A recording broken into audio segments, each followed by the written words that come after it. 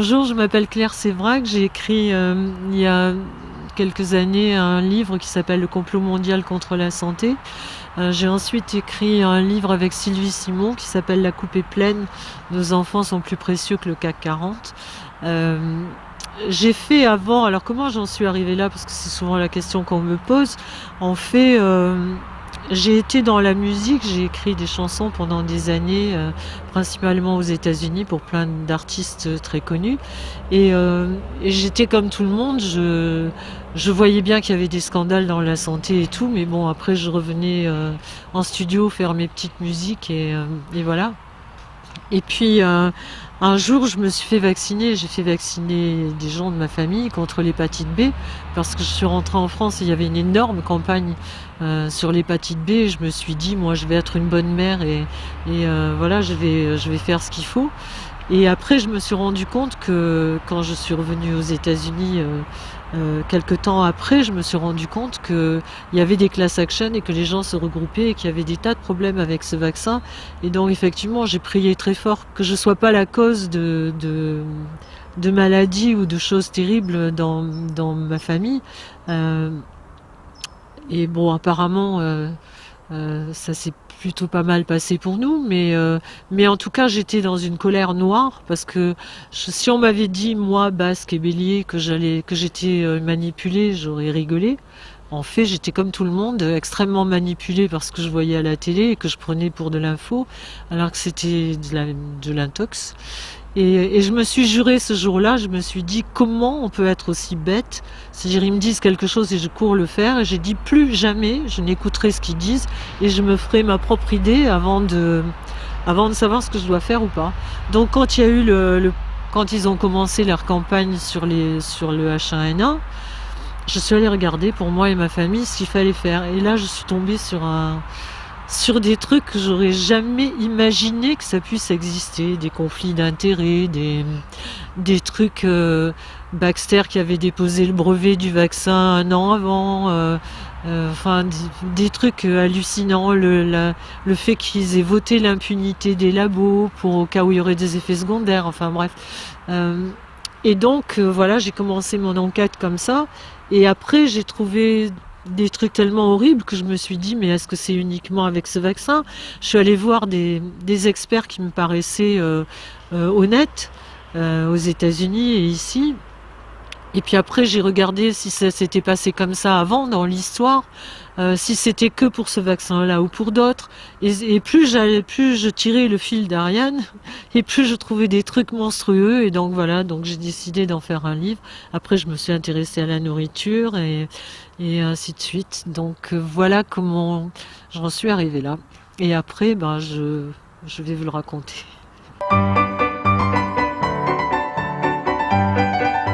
Alors, je viens de sortir un livre qui s'appelle La guerre secrète contre les peuples. En fait, j'ai mis 3 ans à l'écrire parce que c'est très compliqué et que ce que j'ai découvert est tellement horrible qu'on a un peu de mal à croire que c'est vrai. D'ailleurs, c'est John Edgar Hoover, qui était le patron du FBI, qui disait que l'individu est placé devant une conspiration tellement grande qu'il a du mal à admettre que ça existe. En fait, moi j'ai été élevée à la campagne, donc je regarde souvent le ciel, contrairement à beaucoup de gens maintenant qui regardent leur iPhone et leur tablette et le match de foot à la télé. Moi, j'ai été élevée à regarder les étoiles, ce qui se passait là-haut, quoi.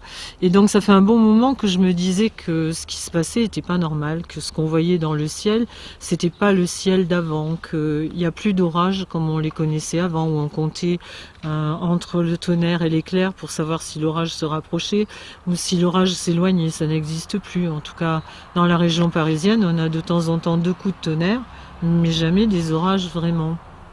Et donc je me posais beaucoup de questions et je suis tombée un jour dans mes recherches sur un Monsanto qui avait breveté des plantes qui résistaient à l'aluminium. Donc je me suis dit que pourquoi à l'aluminium? Enfin, il n'y a pas de raison de breveter des plantes résistantes à l'aluminium, sauf si on sait qu'on est en train d'en épandre. Et donc, ça corroborait ce que je voyais dans plein d'écrits, à savoir que les gens qui faisaient analyser leurs terres dans plein de pays du monde trouvaient des taux d'aluminium absolument gigantesques, c'est-à-dire 63 000 fois plus élevés dans certains endroits, soi-disant purs de la planète, que la dose normale est admise par les normes de sécurité. Et donc j'ai vraiment commencé à enquêter sérieusement et il y a beaucoup de choses qui me sont revenues, c'est-à-dire que j'ai vécu une quinzaine d'années en Californie, j'allais souvent chez les Indiens Navajo et eux me disaient, ils regardaient le ciel et ils me disaient "They're spraying us like cockroaches", ils nous pulvérisent comme des cafards. Et je trouvais ça bizarre à l'époque, je me disais peut-être qu'ils ont un peu trop tiré sur le calumet. Je comprenais pas, j'étais pas au courant de tout ça, quoi. Et en fait, en recherchant, je me suis rendu compte là que c'est vrai, il y a des épandages sur nos têtes constants depuis au moins 50 ou 60 ans quand on retrouve les documents. Et donc, pour expliquer aux gens qui ne savent pas ce que c'est, on nous dit que ce sont les avions de ligne qui laissent des traces dans le ciel. Il y a effectivement certains avions de ligne qui laissent certaines traces dans le ciel, mais ça n'a rien à voir. C'est-à-dire qu'un avion de ligne normal qui laisse une trace, au fur et à mesure que le nez de l'avion avance, la trace s'enlève, enfin disparaît derrière. Dans le phénomène de ce qu'on appelle chemtrails, c'est-à-dire chemical trails, les traces chimiques, on voit bien l'avion, on voit une trace qui est beaucoup plus longue que normale et qui ne disparaît pas au fur et à mesure que l'avion avance, mais qui se désintègre et qui touche les traces d'à côté. Parce qu'en fait, ce qui se passe maintenant, si vous regardez le ciel quand il fait beau, quand le ciel est bleu, au bout d'un certain temps, un jour, 2 jours, une demi-journée, le lendemain matin, vous voyez les avions arriver en escadrille, c'est-à-dire ils arrivent et ils quadrillent carrément le ciel à angle droit. Donc déjà, c'est pas normal, puisqu'on n'a jamais vu, enfin moi j'ai habité à Los Angeles justement, dans les collines où on voyait très bien l'aéroport, et les avions décollent tous dans le même sens et atterrissent tous dans le même sens. Ils se croisent pas, ils font pas du gymkhana au-dessus de nos têtes, quoi. Donc ça c'est déjà anormal. Et ces traînées dans s'agglomèrent entre elles et forment un couvercle. C'est ce qui fait qu'on ne voit plus le ciel avec les nuages qui arrivent, ce qui faisait dire à nos grands-parents « Tiens, il va y avoir orage » ou « Tiens, il va grêler » ou « Il va neiger ». Maintenant, on voit le ciel bleu, immédiatement après que les avions passent, on voit un couvercle au-dessus de nos têtes. Ça, c'est dû à des épandages chimiques. Et même s'ils disent que c'est pas vrai, c'est vrai. Il y a maintenant des preuves que non, moi quand j'étais aux États-Unis et qu'on disait mais non c'est pas vrai, ils sont fous ces Indiens, etc. Et plein d'autres endroits, Las Vegas, le Marineland, il y avait beaucoup d'endroits où les gens se plaignaient. On leur disait d'aller se faire interner parce qu'il se passait rien. En fait, si, parce qu'il y a eu des documents donc, que j'ai retrouvés, qui sont des documents déclassifiés de l'armée américaine, qui ont été déclassifiés en 2004, à la demande de journalistes de l'AFP, et qui prouvent bien, les documents sont à la disposition des gens maintenant, et on voit bien qu'ils ont épandu au-dessus de Vegas, au-dessus de Corpus Christi, du Marineland, de plein d'autres endroits au-dessus des États-Unis. Alors, ils ont épandu du barium, du strontium, de l'aluminium. Il y a même à Corpus Christi, et je ne sais plus dans quel autre endroit, ils ont épandu des bactéries pour faire des essais pour la guerre du Golfe et pour voir quel est le pourcentage de gens qui allaient développer un cancer en dessous.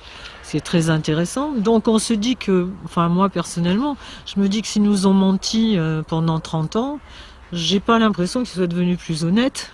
Donc j'ai tendance à croire que ce que je vois c'est la réalité, ce que nous voyons est la réalité et pas ce qu'on nous dit dans les médias mainstream. Les traînées de condensation ne se forment qu'à moins 40 degrés avec plus de 70% d'humidité et les avions de ligne volent obligatoirement depuis 2002 ou 2004 au-dessus de 8000 mètres d'altitude.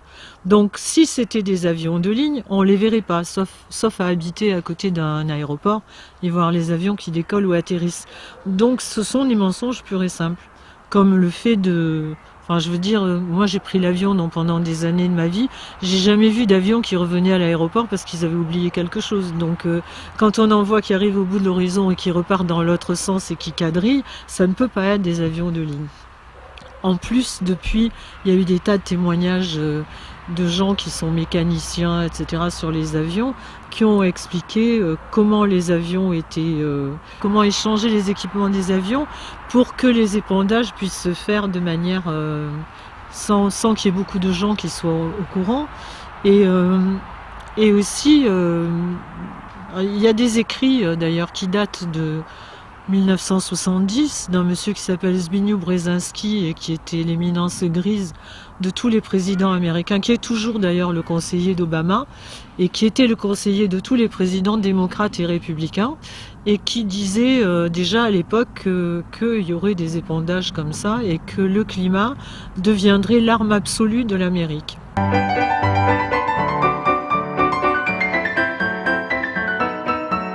Quand on enquête un peu, on se rend compte aussi que Monsanto dont je parlais tout à l'heure, c'est très bizarre, mais bon, en fait, la plupart des brevets, et il y en a des centaines et des centaines qui ont été déposés sur les épandages, on s'aperçoit qu'ils affinent vraiment la technique. C'est d'abord comment épandre, ensuite comment épandre pour que les épandages soient, qu'il n'y ait pas beaucoup de gens qui soient au courant, et que ça puisse se faire de façon discrète. Ensuite, comment les épandages pouvaient se faire en suivant l'angle des ailes pour que d'en bas on puisse les confondre avec les fumées des réacteurs. Enfin, et justement, ayant vécu aux États-Unis où par exemple, les Français, on a la particularité de déposer des brevets de trucs extraordinaires qui ne servent à rien, mais qui sont géniaux. Les Américains, c'est pas du tout ça. Quand ils inventent toujours le petit truc qui manque pour faire du fric et pour avoir du succès tout de suite. Donc je vois mal les Américains déposer des centaines et des centaines de brevets pour un truc qui n'a aucune application. Et en plus de ça, quand on regarde à qui appartiennent les brevets, on s'aperçoit qu'au bout d'un certain nombre d'années, tous les brevets sont récupérés par une ou deux sociétés qui sont proches de certaines personnes que tout le monde connaît et qui ont tous les brevets, c'est-à-dire ils ont les brevets sur les épandages, les brevets sur les systèmes de sécurité qui nous entourent, etc. Donc ça fait quand même beaucoup de coïncidences. Et les témoignages, ce qui est quand même le plus fort, c'est que les gens qui disaient vivre ces épandages, on sait maintenant qu'ils n'avaient pas rêvé, que c'était vrai. Et qu'il y en a même un qui disait qu'il avait fait analyser à l'époque les épandages et il avait trouvé des cellules de sang humaines. Et ça paraissait tellement incroyable qu'on pensait que le mec, lui, était carrément fou. Et en fait, vous verrez par la suite avec ce que je vais vous raconter qu'il ne devait pas être si fou que ça. Et aussi, j'ai découvert un traité qui date de 1975 entre les États-Unis d'Amérique et le gouvernement canadien, qui commence par article 1, conscient que nous épandons des deux côtés de la frontière, et en clair que la frontière, quand on épand, ne respecte pas la frontière qui a été établie par les hommes, et donc ça peut aller des deux côtés de la frontière et faire double emploi. Donc je vois mal deux puissances comme les États-Unis et le Canada faire un traité pour un truc qui n'existe pas. Il y a aussi un traité de 2001 qui s'appelait Space Preservation Act 2001, qui mentionnait dans les armes exotiques, il y avait marqué chemtrails et aussi les armes tectoniques et les armes nanoparticules, etc. Ce traité a été immédiatement renvoyé par le Congrès. Il a disparu de la circulation et en 2002, quelques mois après, il y a eu le Space Preservation Act 2002 où c'était exactement le même traité, mais dans la liste des armes avaient disparu les chemtrails, les armes tectoniques, et donc ça aussi, ça interroge évidemment. On se demande effectivement pourquoi est-ce qu'ils épandent. Et là encore, quand on regarde les écrits de Zbigniew Brzezinski, qui lui n'est pas un monsieur qui fait de la science-fiction, hein. Tout ce qu'il nous a dit jusque-là nous a été appliqué. C'est-à-dire, il a écrit aussi il y a 30 ans un bouquin qui s'appelait Le Grand Échiquier, et où il disait qu'en fait, dans 20-30 ans, c'est-à-dire maintenant, là, on serait dans une société du 20-80, c'est-à-dire 20% de la population suffirait à faire marcher le système et 80% ne servirait strictement à rien parce qu'avec la robotisation et tout, ils n'auraient aucune chance de trouver du travail, donc pas d'argent, donc pas intéressant puisqu'on pouvait rien leur vendre, donc à éradiquer. Et quand on voit où on en est maintenant, on a bien compris, et donc il disait qu'il fallait nous appliquer une théorie qui était le tititainment, tits pour la poitrine, et entertainment, c'est-à-dire bercer les gens, la population, avec la il disait bien la nourriture physique et mentale, c'est-à-dire bercer les gens comme un enfant la poitrine de sa mère. C'est-à-dire en gros nous endormir et qu'on voit pas trop ce qui se passe jusqu'à ce qu'on disparaisse de la circulation. On voit bien qu'il n'a pas menti, puisque c'est exactement ce qui se passe, et que quand on nous promet le plein emploi et que tout le gouvernement est mobilisé pour le plein emploi, il se passe rien évidemment, puisqu'il n'y a plus de travail. Mais bon, apparemment c'était prévu, quoi. Donc, on est évidemment obligé de se poser beaucoup de questions. Pourquoi est-ce que ces épandages ont lieu? Donc pendant 30 ans, au moins depuis que les gens s'en sont rendus compte, tous les gouvernements nient en bloc que ça existe. On nie en bloc que ça existe. Je parle pas de l'IPCC qui est le GIEC en France, qui eux nous disent non, ça n'existe pas. Maintenant, dans le rapport numéro 5, ils disent que ça existe, mais c'est un plan B au cas où le réchauffement climatique serait devenu terrible et qu'on ne pourrait pas survivre. En fait, ce qui est très drôle dans le rapport du GIEC, c'est que ça n'existe pas, mais au chapitre 7, je crois que c'est 7 ou 5, ils disent qu'il ne faut surtout pas arrêter parce que le réchauffement s'amplifierait. Donc, moi, dans ma petite tête imbécile, je me dis qu'un truc qu'il ne faut pas arrêter, c'est que ça a forcément commencé. Ou alors on parle pas la même langue, quoi. Donc voilà, c'est très bizarre. Puisqu'on parlait du réchauffement climatique, quand on enquête un petit peu dessus aussi, on se rend compte que c'est certainement pas nous, avec nos petites voitures diesel et les vaches qui pètent, qui provoquons le réchauffement. Parce qu'il suffit de regarder juste quelques chiffres, c'est-à-dire l'armée américaine, par exemple, toute seule et en routine, hein, pendant les exercices de guerre, etc., envoie 2,6 milliards de gallons de fuel dans l'atmosphère tous les ans. Et en gros, quand on compte tout ce qu'ils envoient toutes les techniques, les avions, etc., je crois que c'est de l'ordre de 56 milliards de gallons par an. Donc franchement, par rapport à nos petites voitures diesel qui polluent dans Paris, donc en fait, je ne suis pas la seule à le penser, hein, il y a des gens qui ont enquêté avant moi là-dessus aux États-Unis, beaucoup de savants qui ont bien compris que le réchauffement, c'était nouveau truc qu'on agite, c'est-à-dire en général quand ils veulent nous faire quelque chose, ils agitent d'abord la peur et après ils ont l'antidote. Et tout ça c'est pour engranger du pognon évidemment. Donc le réchauffement climatique, si réchauffement il y a, parce qu'il y a quand même 32 000 chercheurs qui ont signé un manifeste pour dire qu'ils n'étaient absolument pas d'accord avec ce qu'on nous disait sur le réchauffement climatique. Mais ça évidemment on n'en entend pas parler. Comme le Philippe Verdier de la météo d'Antenne 2 qui s'est fait virer dès qu'il a osé dire qu'il en avait marre de raconter des mensonges à l'antenne. Voilà le monde, la démocratie et la liberté de penser dans laquelle on vit. Alors c'est facilement explicable, hein, c'est qu'avant par exemple quand ils avaient un intérêt à implanter les OGM, on nous a dit la nature est mal faite, elle ne pourra jamais nourrir tous les individus qu'il y a sur la Terre. Ok ? Donc il faut des OGM. Avec le recul, on a tous vu que les OGM, ça avait créé le suicide des paysans en Inde, en Afrique, que même là où ils vivaient mal, mais ils vivaient de leur culture vivrière, ils ne mouraient pas de faim. Maintenant, ils crèvent de faim. Il n'y a jamais eu autant de gens qui mouraient de faim sur Terre. Donc c'était un énorme mensonge. Comme il était vanté, maintenant on nous dit plus d'ailleurs, si vous remarquez, que la planète ne peut plus nourrir ces individus. Maintenant, on nous dit vous êtes trop nombreux à respirer, donc vous polluez, donc il va falloir faire quelque chose. Ok. D'ailleurs, il y a Bill Gates qui a fait une superbe équation que je vous invite à aller regarder. Tapez Bill Gates vaccin CO2 et vous allez voir une vidéo où il dit face caméra que en fait, il y a une équation qui fait CO2 égale people pour les gens, plus service, plus le nombre de CO2.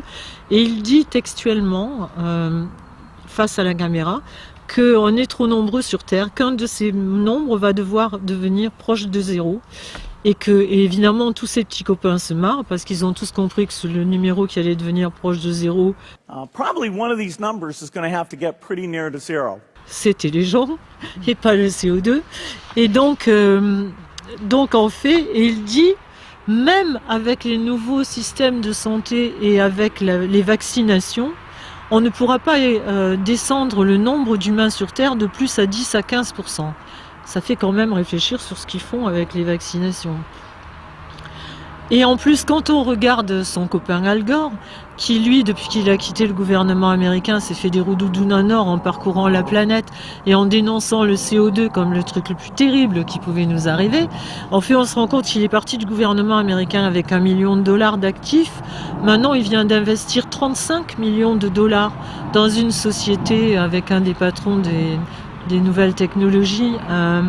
Et il vient de créer surtout un truc génial qui est la première bourse carbone.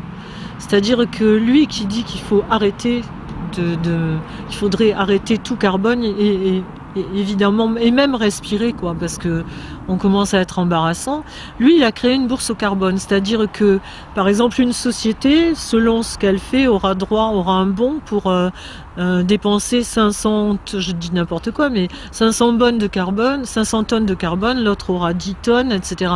Celui qui dépense pas le crédit qui lui a été alloué, va pouvoir revendre ses bons carbone, et celui qui en a pas assez va pouvoir en acheter.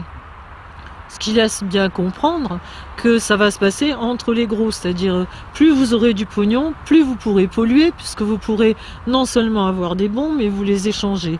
Ça n'a jamais été une façon d'arrêter le CO2 sur la planète. Et pour cause, puisque quand on regarde bien, le CO2, c'est 0,05% de l'atmosphère. Donc quand on nous raconte que tout est de la faute du CO2, c'est faux. Et deuxièmement, il y a des écrits de Dominique Guillet, qui est le patron de Cocopelli, de plein de gens qui se sont vraiment penchés sur la question. C'est stupide, le carbone, c'est la vie. C'est-à-dire que les arbres adorent le carbone, donc si on est vraiment en danger à cause du carbone, pourquoi est-ce qu'ils vont couper les arbres en Amazonie pour faire des cultures transgéniques? Et du coup, les arbres qui adorent le carbone peuvent pas le manger. Enfin, je veux dire, rien, ça, comme d'habitude, on marche sur la tête. Sans compter que quand on regarde Al Gore de près, c'est très intéressant. C'est-à-dire, faites ce que je dis et surtout ne faites pas ce que je fais parce que il est dans tous les coups fourrés, les mines de charbon, tous les trucs où si vraiment il pensait que la planète est dans un danger aussi énorme, je pense pas qu'il vivrait comme ça, quoi.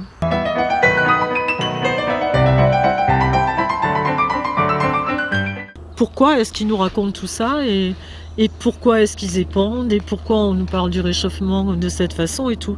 Alors, il y a une phrase de Zbigniew Brzezinski que je veux quand même vous lire parce que ça dit tout et ça a été écrit justement en 70 dans Between Two Ages.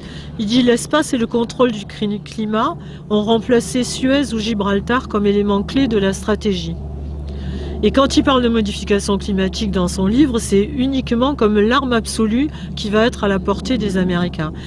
Et il cite les travaux de Gordon MacDonald. Il dit « Avant 2018, la technologie mettra à la disposition des nations majeures des techniques pour conduire des guerres secrètes dont seulement un minimum de forces de sécurité aura besoin d'être au courant. Une nation peut attaquer une nation concurrente secrètement par des moyens bactériologiques, affaiblissant entièrement la population avant d'en prendre le contrôle avec ses forces armées. » C'est clair. Ou bien des techniques de modification du climat pourraient être employées pour produire des périodes prolongées de sécheresse ou d'inondation, affaiblissant ainsi les capacités d'une nation et la forçant à accepter les demandes de sa rivale. À part ça, on est des complotistes. Donc la géo-ingénierie est bien une réalité. Alors, effectivement, on se rend compte que ça a un sens, c'est-à-dire que au moment où tout est coté en bourse, etc., si par exemple il y a des vins de Bordeaux qui sont une saison extraordinaire, qu'un millésime extraordinaire, et que les Américains ou quelqu'un d'autre aient des récoltes à écouler de Napa Valley ou machin, etc. C'est vrai qu'une petite grêle bien ciblée sur les vignobles 2 mois avant la récolte, ça règle le problème de la concurrence. Après, donc ça c'est pour la guerre économique. Après, il y a aussi ce qu'il vient de dire, c'est-à-dire comment influencer une autre nation.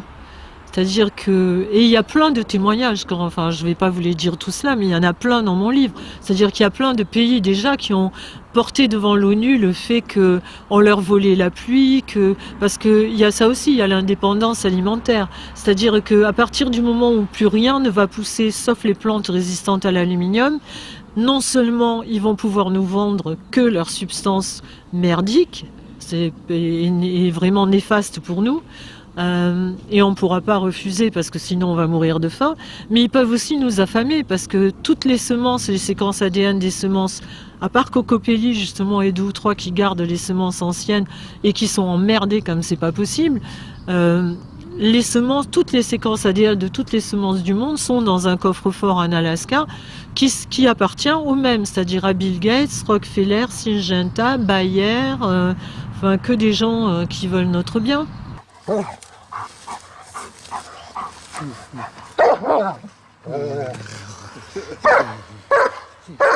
Effectivement, on sera obligé soit de manger ce qui leur appartient, ou alors de crever de faim, et on n'aura plus aucune indépendance alimentaire.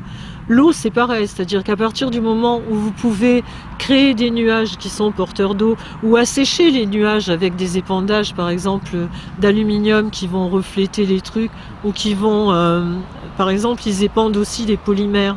Les polymères, ça absorbe l'eau, donc ça permet de ne pas faire pleuvoir à un endroit et de porter la pluie ailleurs. C'est-à-dire que ces gens-là pourront aussi décider qui va crever de soif et qui va boire. Et donc ça pose vraiment des tas de problèmes au niveau de l'humanité. Après, il y a effectivement les guerres, comment mettre une nation à genoux. C'est-à-dire que si on peut faire un ouragan, et ils peuvent effectivement avec le système HARP, dont je vais vous parler tout de suite après, ils ont la possibilité de créer des ouragans, des tremblements de terre, des tsunamis, ce qu'ils veulent. Donc ça permet de dire à une nation, si t'es pas sage, voilà ce qui va t'arriver. Ou si carrément s'ils insistent, de le faire et puis de voir après.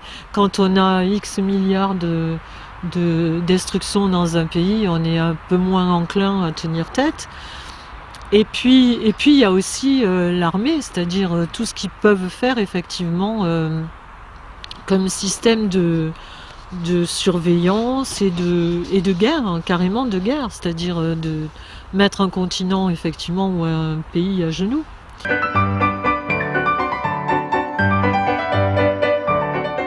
Quelle incidence ça a pour nous aussi, en plus de tout ça, c'est que ce qu'ils épandent est vraiment pas bon pour nous. Tout le monde sait que l'aluminium, maintenant, tout le monde sait que l'aluminium est nocif.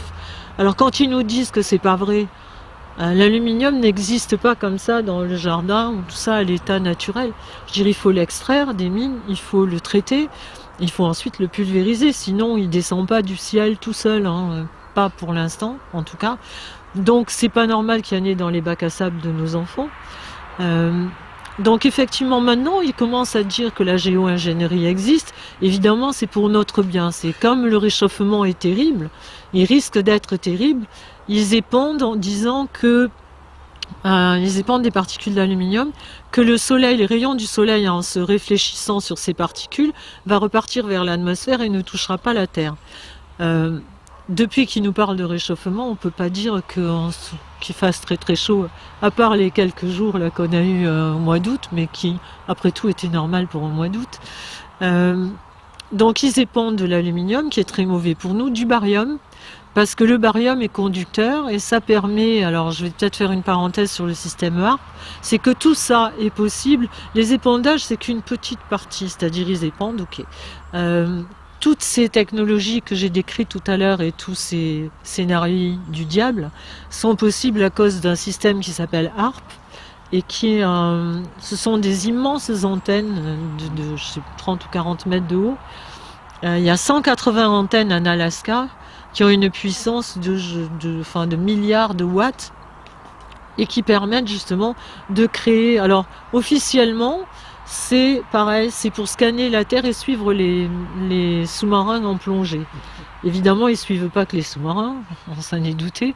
Et donc ce qui est grave pour nous, c'est qu'ils envoient des tonnes, ils envoient des ondes haute fréquence dans l'atmosphère qui font comme un miroir et qui permet donc après pour eux de suivre effectivement les sous-marins et tout ce qu'ils veulent pour l'armée. Mais sur nous, ça redescend en micro-ondes et les micro-ondes sont extrêmement néfastes pour nous, premièrement. Deuxièmement, ça troue la couche d'ozone. C'est pas les vaches qui pètent, parce que entre les vaches qui pètent et la puissance de leurs émetteurs, je peux vous dire qu'il n'y a pas photo. Il faudrait vraiment qu'il y ait énormément de vaches. Mais cela dit, le gouvernement prend des mesures nickel. Bientôt, les vaches pourront péter que les jours pairs ou les jours impairs.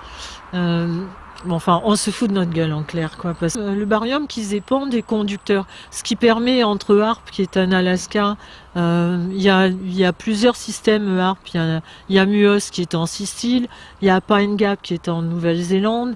Il y a plein de systèmes comme ça. Et en fait, c'est ce qui permet, avec leurs épandages d'ondes de barium, de conduire les ondes. C'est-à-dire qu'ils n'ont pas de trou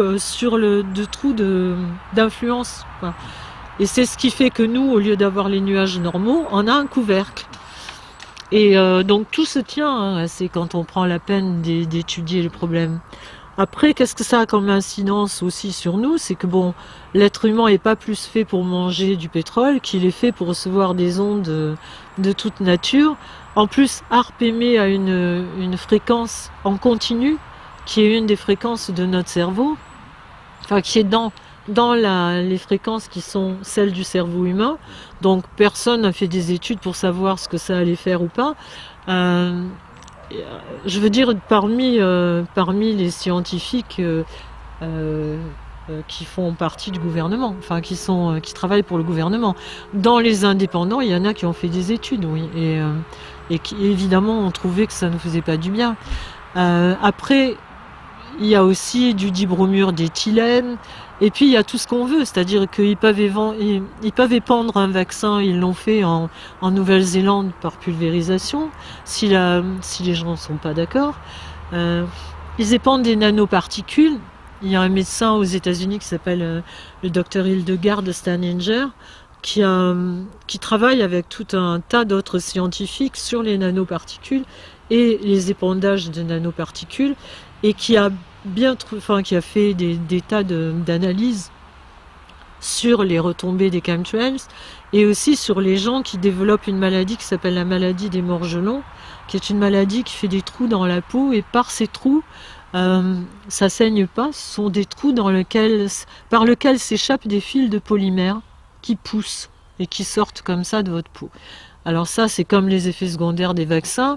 La réponse officielle, c'est ces gens sont fous, ils imaginent qu'ils ont des bêtes sous la peau, mais il ne se passe rien. Or, quand ils ont fait analyser les fils de polymère de milliers de personnes, ils les ont comparés aux fichiers du FBI qui contient 900 fibres. Aucune de ces 900 fibres n'a la même composition que les fils de polymère qui sortent des gens qui ont cette maladie.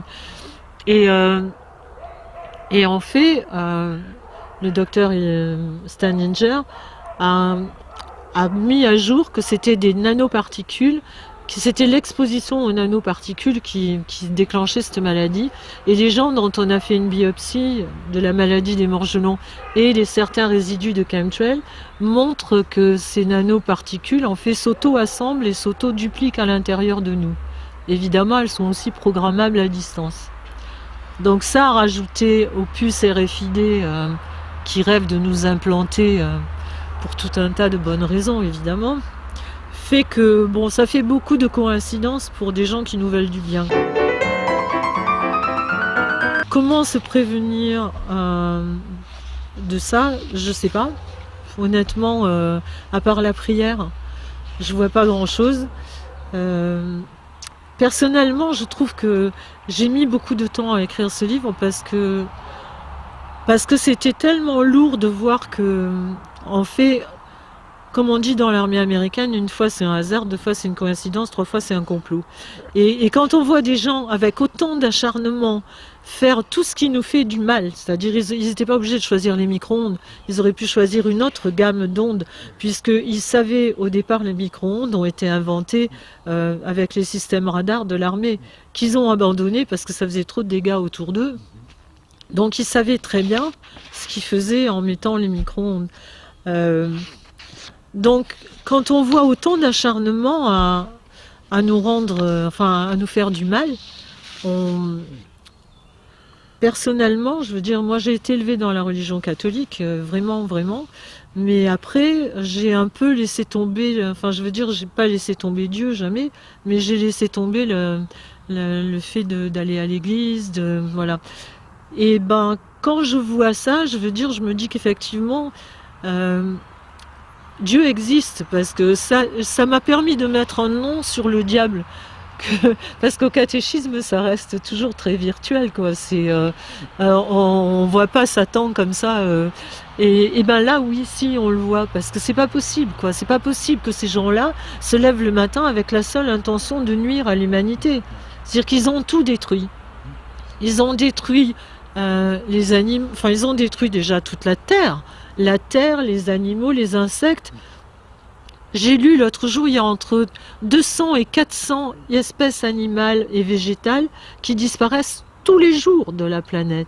C'est-à-dire qu'ils nous ont dit, déjà pour nous, ils nous disent que la création, c'est de la merde, parce que le corps humain n'est pas capable de se défendre, il faut se faire vacciner à tout prix. C'est pas vrai, le corps humain a un système immunitaire, et si on n'était pas nourri avec des résidus de pétrole comme ils nous font en ce moment, le système immunitaire marcherait et les gens n'auraient pas de maladies chroniques comme avant. Mais en fait, ils ont tout court-circuité, tout déglingué. Ils ont fait pareil avec les animaux. Ils ont détruit le lien entre la reproduction animale. C'est-à-dire que maintenant, il n'y a plus de reproduction normale. C'est par insémination artificielle, etc. Ça crée d'énormes problèmes.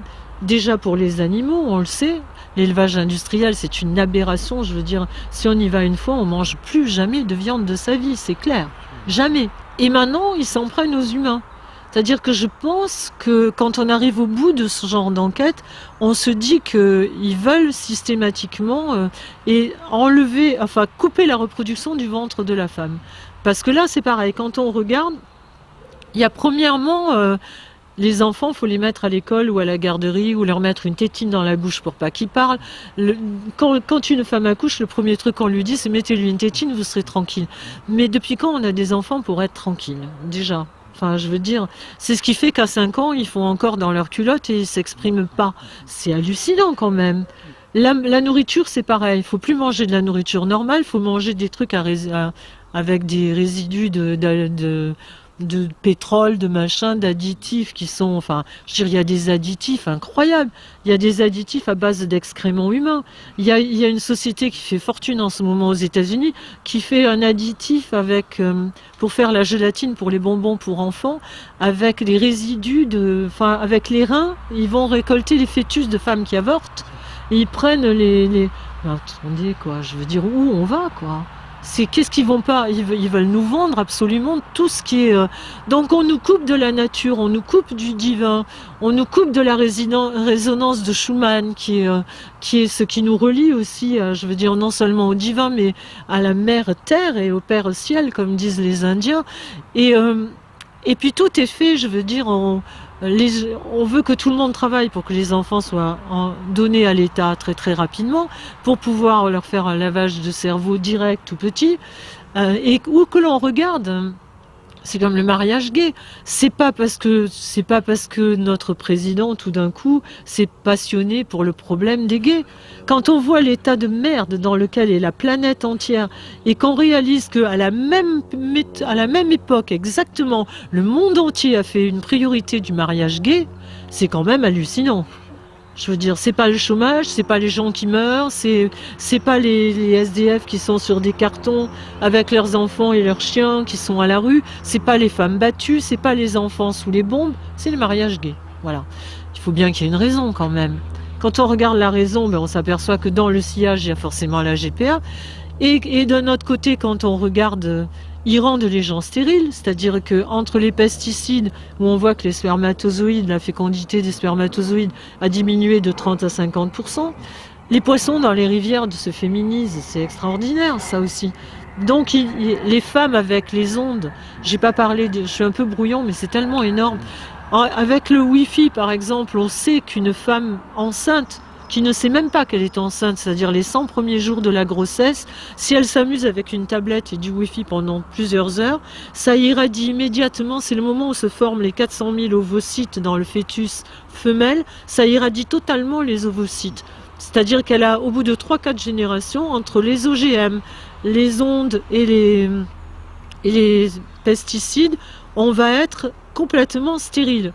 C'est-à-dire que quand on voudra un enfant, il faudra effectivement aller le commander au gouvernement et prendre celui qui est en stock.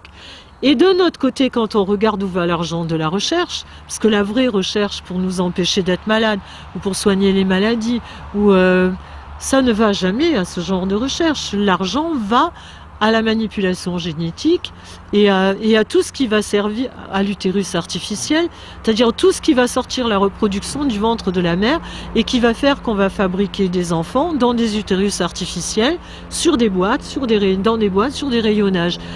Et parallèlement, quand on regarde aussi où va l'argent, elle va dans les recherches sur le transhumanisme.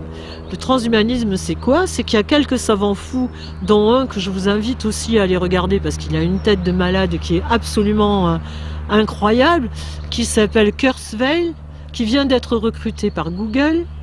Et quand on regarde aussi, Google vient d'acheter dans les 4-5 dernières années tout ce qui concerne la manipulation génétique et le transhumanisme.